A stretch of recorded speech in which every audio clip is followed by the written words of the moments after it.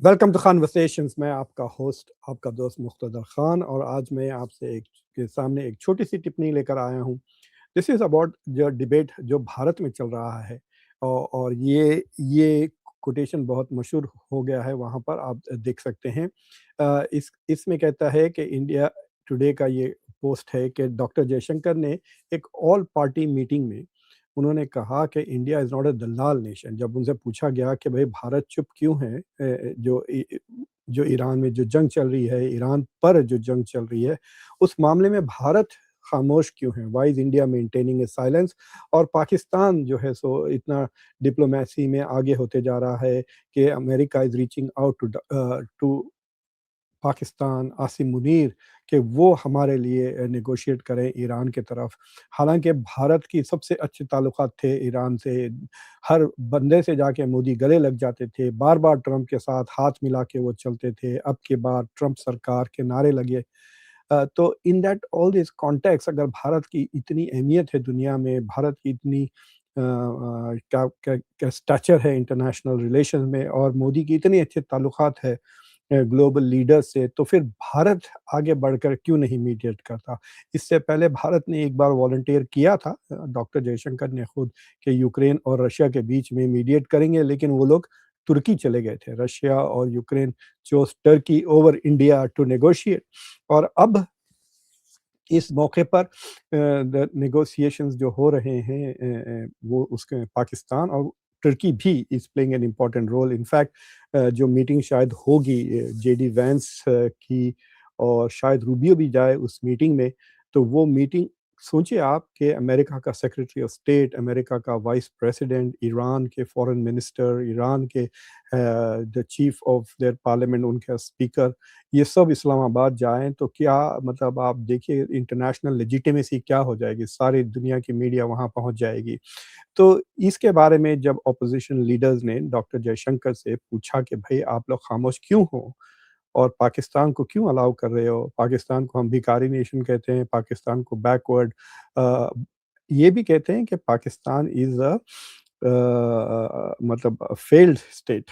तो अगर ये इतना फेल्ड स्टेट है, तो डिप्लोमेसी में ये इतना सक्सेसफुल क्यों है?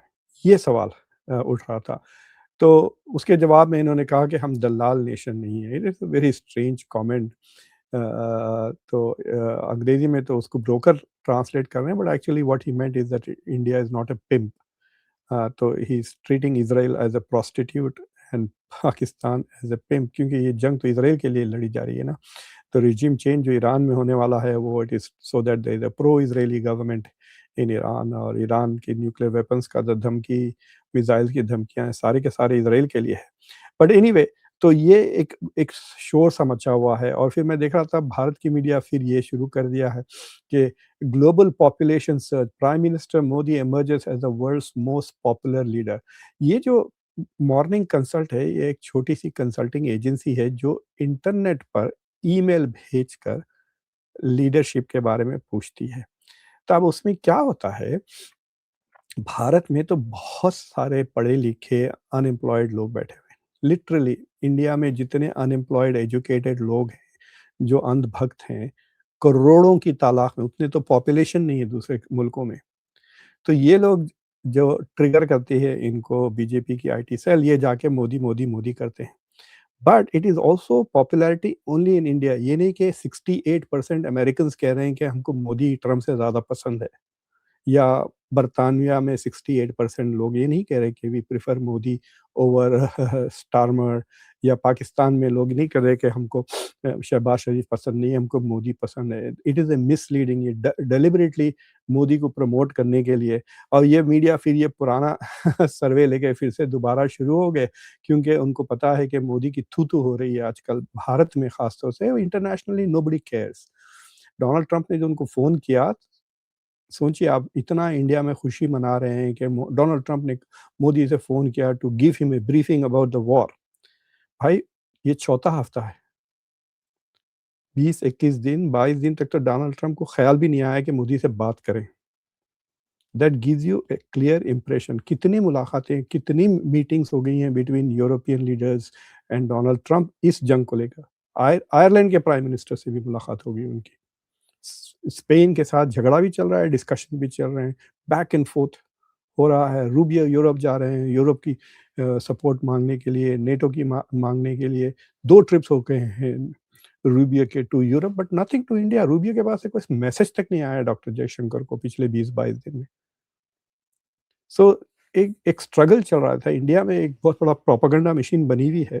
पैसा इनको बहुत मिल रहा है इलेक्टोरल कॉलेज वोट्स वगैरह से पैसे लेकर, ये प्राइवेट सेक्टर से, अदानी, अंबानी से, ये एक शूशा छोड़े हुए हैं कि he is the most popular leader in the world. No, he is not a popular leader. India में 40% परसेंट वोट अभी तक इनको मिला ही नहीं पूरी तारीख में। जाके आप वोट शेयर देख लें। मैं कल परसों इसका एक इकोनोग्राफ बनाकर, इन्फोग्राफिक बनाकर चैट जीपीटी पर आपको बताऊँगा कि 2014 में, 2019 में और 2024 में बीजेपी का क्या वोट शेयर था। It's never reached 40%। यानी हर 3 भारतवासियों में से 2 have rejected BJP. So this is just a propaganda machine. ये सिर्फ़ डोमेस्टिक कंज़म्पशन में है, इसमें सिर्फ़ बीजेपी का फ़ायदा होता है, मोदी की शान बढ़ती है, लेकिन भारत की जो नेशनल इंटरेस्ट है, उसका कुछ फ़ायदा नहीं होता। अब देखिए, अगर इतनी इम्पोर्टेंट था भारत और इतनी इन्फ्लुएंस था मोदी का, तो इंडिया के शिप्स को और इंडिया के जो 590 बंदे फँसे हुए वो हॉर्मुज़ में 20 उसको छुड़ा लेते। 20 दिन हो गए फँसे हुए हैं वहाँ पर। और अब ईरान कह रहा है कि वो 18 करोड़ वो चार्ज करेंगे पर बोट, यानी अब 360 करोड़ डॉलर रुपए, यानी तकरीबन 40 मिलियन डॉलर देना पड़ेगा ईरान को to get those for 20 tankers out of Hormuz से निकलकर फिर भारत की तरफ रवानगी के लिए। अब ये और बात है कि ईरान अगर छोड़ देता है सारे मुल्कों को freely, then it's a different thing, लेकिन अभी तक तो नहीं हुआ है। और so this is going on and on. मुझे लगता है कि ये जो जवाब डॉक्टर जयशंकर ने दिया है कि हम दलाल मुल्क नहीं है, अगर भारत से म पूछ लेते तो इतनी, मैं आपको बता रहा हूँ ना, ऐसी जैसे दिवाली मनाते हैं वैसा भारतवासी मनाते कि ट्रंप ने मोदी को फ़ोन करके पूछा कि प्लीज़ आप हमारे लिए ईरान के साथ नेगोशिएट करें। ऐसा जैसा कि भगवान बन गए, ऐसा जैसा कि सारे की सारी दुनिया, सारे भारत को क्या कहते हैं वो, निर्वाणा मिल गई।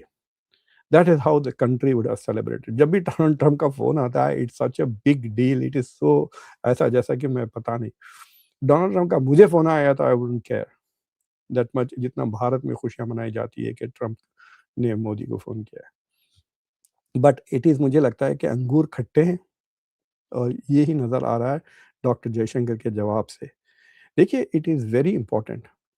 भारत एक मामूली मुल्क नहीं है। भारत अब दुनिया का सबसे बड़ा मुल्क है इन टर्म्स ऑफ पॉपुलेशन। दुनिया की टॉप 5 इकोनॉमीज़ में आता है। मेजर पावर है, न्यूक्लियर पावर है। दुनिया में सिर्फ़ 9-10 मुल्क हैं जो न्यूक्लियर पावर है। द 9-10 इसलिए कह रहा हूँ कि Israel is a nuclear power, but वो ऑफ़िशियली नहीं है। तो Bharat is supposed to be an important country, इसमें कोई शक की बात ही नहीं है, दो राय ही नहीं है। आप दुनिया में किसी भी सड़क पे चलने वाले बंदे को रोक के पूछ लें दुनिया के टॉप 10 मुल्क कौन से हैं, वो भारत का नाम ज़रूर लेगा। तो फिर why is India not having the stage, जो इंडिया का स्टैचर होना चाहिए इंटरनेशनल रिलेशंस में, वो क्यों नहीं हो रहा? आपने देखा वो रिपोर्टर, जापानीज़ रिपोर्टर ने जिस तरह से डोनाल्ड ट्रम्प से व्हाइट हाउस में पूछा कि आप हमारे से पूछे बगैर जंग कैसा कर दिए? जापान को इन्फॉर्म तक क्यों नहीं किया? तो जापान, डोनाल्ड ट्रम्प ने टेढ़ा-सा जवाब दे दिया। But Modi supposed to be very close friend, Trump के तो वो यार हैं, लंगोटी यार। तो उन्होंने ट्रम्प ने इनको फ़ोन करके नहीं बोला कि देखो मैं जंग, हालाँकि मोदी ने ऑल द वे जाकर इज़राइल के साथ खड़े रहकर कहा वी स्टैंड विथ इज़राइल। कोई दुनिया का कोई लीडर ने ये नहीं किया since Joe Biden. Joe Biden ने जाके कहा था ये। उसके बाद ट्रम्प भी गए थे पार्लियामेंट में, तकरीर-वकरीर की उन्होंने। बट उसके बाद can you think of any other global leader? क्या शी जिनपिंग गए इज़राइल, जाके गए मैं इज़राइल के साथ खड़ा हुआ हूँ? नहीं। क्या पुतिन गए या कोई, नोबडी इन द वर्ल्ड। ना ब्राज़ील के लीडर, ना ब्रिक्स के कोई लीडर नहीं, none of the major European leaders वहाँ जाकर, मेलोनी तक नहीं गई। बस यही गए मोदी वहाँ पर, इज़राइल चले गए और खड़े रह के वहाँ कहा। तो वहाँ पे ही ख़त्म हो गई इंडिया की, आप कह सकते हैं मल्टी अलाइनमेंट, न्यूट्रैलिटी, हम इनके साथ भी है, हम उनके साथ भी है। देखिए जब पंडित नेहरू के ज़माने में जो नॉन अलाइनमेंट की पॉलिसी थी, उसको सिंपल अल्फ़ाज़ में अगर मैं बताऊँ तो कि वो ये था कि ना हम वेस्ट के साथ हैं, ना हम कम्युनिस्ट के साथ हैं। We are not with the West, we are not with the communist. हम निरपक्ष हैं। लेकिन उसको पलटकर अंडर डॉक्टर जयशंकर और Modi, India's non aligned policy became multi alignment. तो ये नहीं कहता भारत कि हम इनके साथ भी नहीं है, उनके साथ भी नहीं है, उसके बजाय भारत ये कहता है हम इनके साथ भी हैं, उनके साथ भी हैं। हमारे रशिया के साथ भी ताल्लुकात है, हमारे यूक्रेन के साथ भी ताल्लुकात है। हमारे साथ चाइना हमारा सबसे बड़ा ट्रेडिंग पार्टनर है, था, अब अमेरिका हमारा ट्रेडिंग पार्टनर है। चाइना और अमेरिका के बीच में जो कुछ भी ताल्लुकात हो, हम दोनों के साथ है। This is the multi alignment policy ना। और ये बात वो ईरान और इज़राइल के बारे में भी कहते थे पहले कि हम इज़राइल के साथ भी हैं, हम ईरान के साथ भी हैं, हम फ़लस्तीन के साथ भी हैं, इज़राइल के साथ भी हैं। तो जब 2017 में मोदी पहली बार इज़राइल गए थे, तो वो फ़लस्तीन भी गए थे। मतलब not on the same trip, but he made a separate trip to West Palestine, made a separate trip to Israel. अब तो वो जाते नहीं है पैलेस्टाइन, बात भी नहीं करते, एक तरफ हो गई है। तो इंडिया की मल्टी एनवायरनमेंट खत्म हो गई क्योंकि इंडिया की स्ट्रेटेजिक ऑटोनॉमी खत्म हो गई है।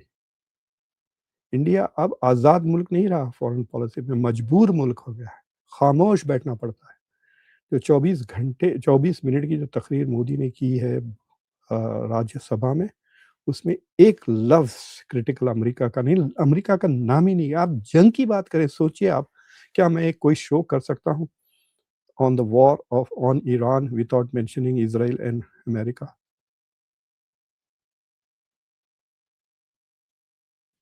नहीं ना। तो बट देखिए 24 मिनट की तकरीर की है इन्होंने, जिसमें ना तो इज़राइल की बात की, ना ईरान की अमेरिका की बात की। अमेरिका की कई चीज़ें हैं। तो इंडिया की जो स्टैचर है उसको दिन-ब-दिन डिमिनिश करते जा रहे हैं। India is not seen as a neutral power. India is not seen as a standing up for justice, कि हम मूल्यों के लिए खड़े हुए हैं। नहीं, बस हमारे लिए आज से कब 25 साल पहले हमारे ऊपर पाकिस्तान ने हमला किया था, हम इतने डर गए थे पाकिस्तान से कारगिल की जंग में कि हम इतने खुश हो गए कि इज़राइल ने हमारी मदद की। हम इतना उस पे मतलब अब क्या बताऊँ, I can't find the words in Hindi. We are so grateful to Israel that it was the only country that came to our help in Kargil, के हम उसके अब गुलाम बन गए हैं, उसके खिलाफ एक लफ्ज़ कभी नहीं बोलेंगे। वो कितनी भी ह्यूमैनिटेरियन बात तो करते हैं हम, वसुदेव कुटुम्बकम, we will be a great country, we believe in humanity. इस तकरीर में भी आप जाके टेक्स्ट पढ़ें राज्यसभा में, in that also he was talking about कि हम ह्यूमैनिटेरियन वैल्यूज़, कहा है कि ह्यूमैनिटेरियन वैल्यूज़, आपके मेहमान को मार डाला, निहत्थे मेहमान को मार डाला अमेरिका ने। यहाँ पे अमेरिकन्स, मैं क्रिटिसाइज़ कर रहा हूँ एज़ एन अमेरिकन, यहाँ मैं 10 मील भी दूर नहीं, 9 मील दूर है जो बाइडेन का घर, व्हाइट हाउस मेरे घर से एग्ज़ैक्ट 100 माइल्स है। यहाँ बैठ के कह रहा हूँ कि अमेरिका ने जो ईरान की शिप पे हमला किया था, उसकी तो निंदा भारत को करना चाहिए था। भारत को आई थी वो जहाज़, भारत को पता था कि it is unarmed, it's like hitting a civilian ship. कुछ नहीं बोला, स्कूल को मार दिया 170। आप डर के मारे ऐसा लग रहा है कि मतलब आपकी टट्टी निकल जाएगी अगर अमेरिका के खिलाफ एक भी लफ्ज़ मोदी के मुँह से निकल जाए। इतना वो डरे हुए हैं। हाँ, भारतवासियों को पूछना चाहिए। इंडिया की जो मीडिया है इतनी बेशर्म, बेगैरत जो मेनस्ट्रीम मीडिया है, कोई भी कुछ पूछता ही नहीं। दिन-रात पूछ-पूछ के धूम कर देना है कि क्यों आप खामोश हैं? बातें तो बड़े करते हैं कि हमको यूएन में सिक्योरिटी काउंसिल में मेंबर देना चाहिए, we are the voice of the global South. ठीक है, आप voice of the global South है तो ग्लोबल साउथ की बात करें ना। वेनेजुएला में घुस गए, हमने किडनैप कर लिया वेनेजुएला के लीडर को, ईरान पे हमला कर दिया, ये सब ग्लोबल साउथ है। जेनोसाइड हो गया गाज़ा में, वो भी तो ग्लोबल साउथ है, उस पे कुछ बोले? चुप, मौन व्रत।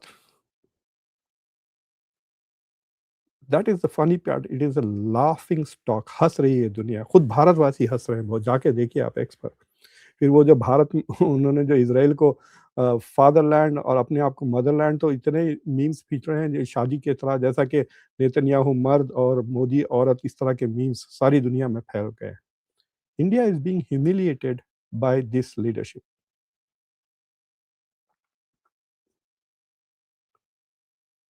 अगर खामोश रहना क्यों, like what is the advantage of खामोशी?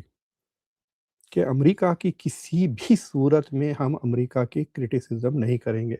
किसी भी सूरत में हम इज़राइल की क्रिटिसिज़्म नहीं कर इसमें क्या विज़डम है ये बताइए मुझे? विज़डम यही है ना कि अगर हम कुछ बोलें तो वो हमारी पिटाई कर देंगे।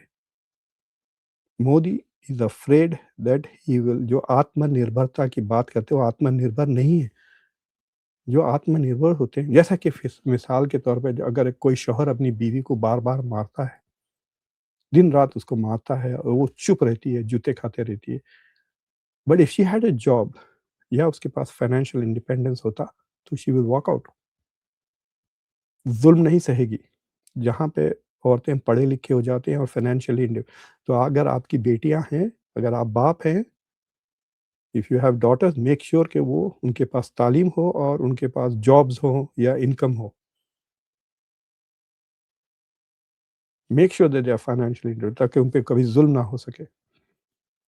भारत आत्मनिर्भर नहीं है। India is not strategically autonomous, India is dependent कि कहीं पाकिस्तान हमला कर दिया तो यार हमको कोई मदद पे नहीं आता, लेकिन इज़राइल ज़रूर आएगा मदद करने, जैसा कारगिल में आया था।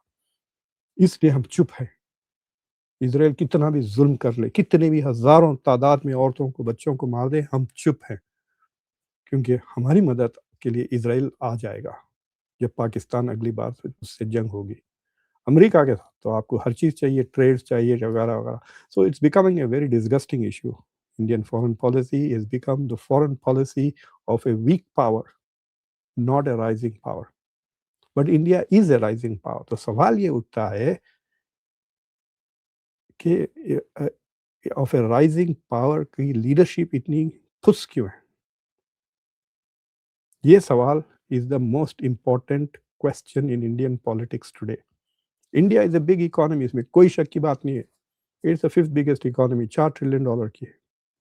सिर्फ अमेरिका, चाइना, जर्मनी और जापान के पीछे है बस। बाकी सारी दुनिया में पाकिस्तान से 10 गुना बड़ी है। India is a major power. India का डिफेंस बजट 3rd बिगेस्ट है। India is the world's biggest importer of weapons. India nuclear power है। 1 मिलियन की से बड़ी उसकी फ़ौज है।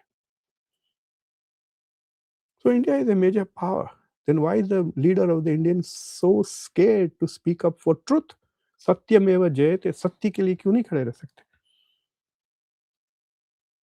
That is the key question. आपको लीडरशिप चाहिए ना, तो दिस इज़ द मौका।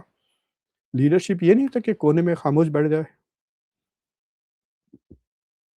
लीडरशिप वो होता है कि जब दुनिया में क्राइसिस होती है, आप आगे बढ़ के उस क्राइसिस को हैंडल करें।